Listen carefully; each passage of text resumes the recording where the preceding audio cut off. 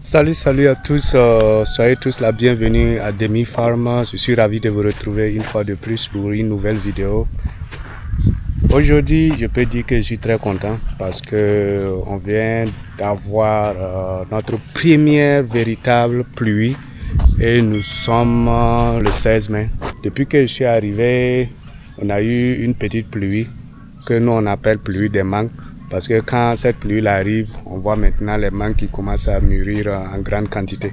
Mais depuis lors, on n'a plus eu une grosse pluie comme ça. Et aujourd'hui, on vient d'avoir une grosse pluie, ce qui permet de voir la capacité de nos bâtiments et aussi de notre sol à la ferme. Quand je dis de la capacité des bâtiments, c'est voir est-ce qu'il y a l'eau qui coule au niveau des toits, est-ce que les animaux ne sont pas mouillés à l'intérieur, la quantité d'eau qui rentre, mais aussi la façon dont l'eau coule à la ferme. Parce que un autre problème qu'on a à la ferme, c'est que nous sommes sur une sorte de pente. Oui, nous sommes sur une sorte de pente. Donc, quand il pleut, l'eau, en fait, balaie presque tout ce qui est bonne matière organique dans une direction hors de la ferme, je peux dire. Comme vous pouvez le voir, ça c'est pratiquement le chemin de l'eau qui coule et ça va en fait en dehors en fait de la ferme. Donc l'un des problèmes qu'on doit résoudre, c'est pouvoir créer des canalisations pour permettre à l'eau de ne pas ramasser tout ce qui est matière organique de fertilisation que nous on met dans le sol au niveau de la ferme pour amener ça hors de la ferme. Donc comme vous voyez, ça passe même devant ces bâtiments là et si on ne trouve pas une solution, ça crée en fait un passage. Donc ça, c'est l'une des priorités qu'il faut qu'on trouve une solution rapidement avant que les grosses pluies ne s'installent. Et je pense que ce problème existait depuis qu'on a eu à faire la ferme. Mais le vieux a essayé de créer des passages d'eau et ça a amélioré les choses un peu, mais on continue d'avoir ce problème. Donc comme vous voyez, ça c'est une partie du grillage comme ça et ça c'est pratiquement on dirait un trou où l'eau passe et je pense qu'au fond là-bas il y a un bas-fond quelque part. Donc tout l'eau vient de l'arrière de la ferme en fait et ça coule, ça vient, ça passe ici et ça continue son chemin pour aller au niveau du bas-fond. C'est à moi de trouver une solution maintenant pour quand même contourner pour que premièrement que l'eau en fait ne rentre pas au niveau de la ferme parce qu'il y a une partie de l'eau qui vient hors de la ferme et quand ça vient hors de la ferme, ça traverse la ferme pour continuer son chemin. Donc tout d'abord, il faut que on bloque que l'eau ne rentre pas dans la ferme. Maintenant, l'eau de la ferme, il faut qu'on trouve un moyen aussi pour pouvoir bien le diriger de telle sorte que soit nous on le réutilise ou bien en tout cas ralentir le ruissellement parce que quand le ruissellement est trop fort, comme vous voyez, ça ramasse tout sur son chemin et ça laisse pas quelque chose pour le sol. Ça c'est quelque chose qu'on doit résoudre rapidement parce qu'on compte faire un peu de culture maraîchère ici. Autre chose aussi, comme j'ai dit, on va rentrer voir au niveau des poules, voir s'ils sont confortables, s'il n'y a pas un peu d'eau qui est rentrée, où l'eau rentre et tout ça. Si au niveau du toit, il y a des réparations à faire, parce que quand les saisons de pluie commencent, il faut vérifier tous ces trucs-là avant que les pluies ne s'installent permanemment. Voilà, s'il y a des coins à réparer, on répare rapidement avant que les pluies ne s'installent. Ouais, c'est comment tout le monde est confortable. Ok. Donc ici apparemment ça va. Et je vois ces gens là s'amusent bien. À l'instant Apparemment, tout est bien ici. Bon, c'est juste ça, c'est parce que les bâches là sont déchirées. Si on met les bâches seulement, l'eau va plus rentrer comme ça. Voilà, c'est pour ça qu'on met les bâches sur les côtés pour éviter que l'eau rentre. Voilà. C'est comment ici? Ça va? Donc ce poulailler, tout le monde a l'air d'aller. On est au deuxième bâtiment où sera logé les pintards et puis les poules améliorées et les poules locales. Donc ça aussi apparemment ça tient. Il n'y aura pas de coin où l'eau coule. Donc on va voir les pintards.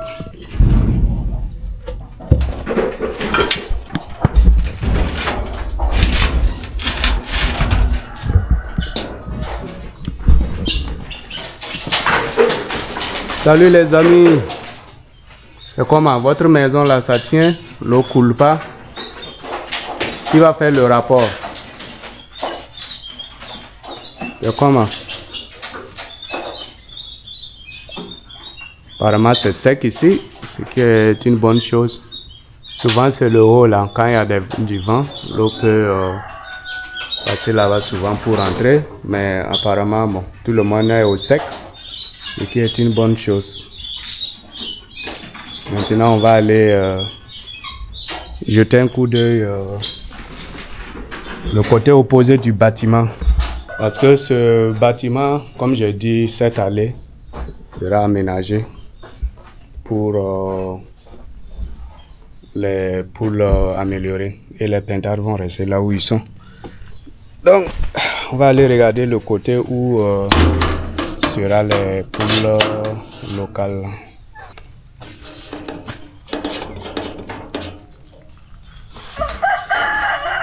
Ouais, ici j'ai commencé à l'aménager pour mes poussins qui sont de l'autre côté parce que je vais les amener ici et puis pouvoir nettoyer le grand poulailler pour les poules pondeuses.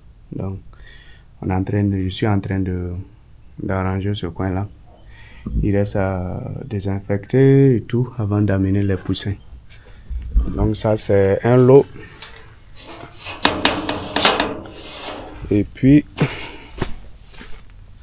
lui aussi il reste à être nettoyé peut-être demain. S'il y a le temps, je vais l'aménager comme l'autre côté. Arranger ça et puis rendre ça habitable et puis comme ça les poules et les dindons pourront commencer à rentrer ici en attendant. Voilà, donc je pense que tout est bon. Il n'y a pas eu de dégâts, l'eau ça coule pas, ce qui est une bonne chose. Ouais. Il reste un coin à aller vérifier. J'ai fait construire un petit endroit pour stocker le fumier. Donc je vais aller voir comment ça se présente, si ça a pris l'eau ou bien c'est comment. Ouais. Ça c'est les vaches qui sont là. Et comme il a plu, leur hangar a pris un peu d'eau, donc on les a fait sortir. Oh, madame, excusez-moi. Donc ils ont pris l'eau là-bas, le hangar. Donc on les a fait sortir à l'air libre pour éviter l'eau qui est là-bas. Leur maison n'est pas encore terminée là-bas. Les moyens manquent pour terminer ça. Si on termine ça, ils seront là-bas. Ce qui va nous permettre de collecter facilement les bouches de vache pour notre système de biodigesteur, biogaz. Voilà. Donc, c'est les maisons comme ça. Ça attend d'être tollé et tout quoi. En attendant, on les garde dehors là-bas. Et hop, c'est petit à petit. Donc on va aller voir le coin que j'ai fait faire, qui n'est pas encore terminé. Et On va commencer à ramasser le fumier, puis verser là-bas. Et puis arroser. Et là, je ne pense pas que mon mur là va tenir. Si je le fais pas avec du goudron. Crépir avec du goudron. C'est pour ça que je ne voulais pas que ça soit construit haut. Construire avec du goudron, creuser un peu l'intérieur, puis diviser ça en deux pour qu'on puisse retourner le fumier. J'espère que cette semaine ils pourront venir et puis terminer ça. Donc je vois que